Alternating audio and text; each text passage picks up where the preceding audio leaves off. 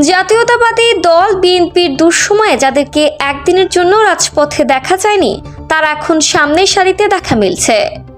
চট্টগ্রাম থেকে সাদ্দাম হোসেনের তথ্যচিত্রে বিস্তারিত।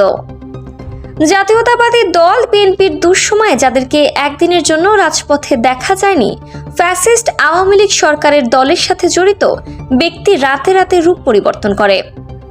তারা এখন বিএনপির বড় নেতা হয়ে বিভিন্ন প্রোগ্রামে সামনের সারিতে দেখা যাচ্ছে।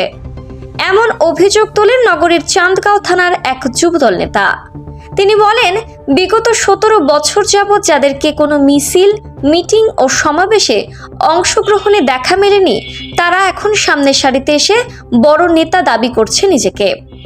এমনকি আওয়ামী লীগ সরকারের আমলে যেখানে বিএনপির নেতাকর্মীদের নামে শত শত মামলা হয়েছে, সেখানে তার নামে একটিও মামলা নেই। বরং আওয়ামী লীগের কেন্দ্রীয় নেতাদের ছত্রছায়া থেকে ব্যবসা বাণিজ্য করে অনেক টাকার মালিক বনে যায় নামধারী এই বিএনপি নেতা। দলের দুর্দিনে তাকে দেখা না গেলেও 5ই আগস্ট পরবর্তী সময়ে নিজেকে বিএনপি নেতা বলে জাহির করে এলাকায় মহড়া দেওয়া শুরু করেছেন। আলোচিত এই ব্যক্তির নাম হুমায়ুন রশিদ। বিগত সময়ে বিএনপির নেতাকর্মীদের মামলা, হামলা ও নির্যাতন করেছে অনেক আওয়ামী লীগ নেতাকর্মী।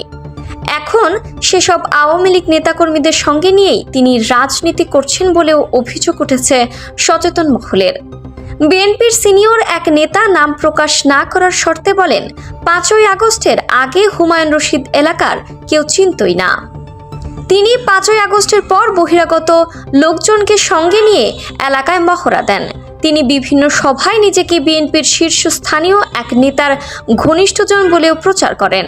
তিনি ব্যবসায়ী ও সুবিধাবাদী, বরং বিগত সময়ে আওয়ামী লীগ নেতাদের ছত্রছায়া থেকে গড়ে তুলেছেন টাকার পাহাড়, হয়ে উঠেছেন বিপুল সম্পদের মালিক।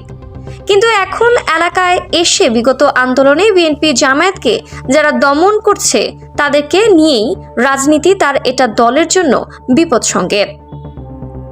বিভিন্ন সূত্রে জানা যায়, দলের সুবিধাবাদী একটি পক্ষ তাকে এলাকায় এনে বিভিন্ন অনুষ্ঠান করাচ্ছে, যেখানে তাকে আগামী দিনের বিএনপির কাণ্ডারি বলে প্রচার করা হচ্ছে।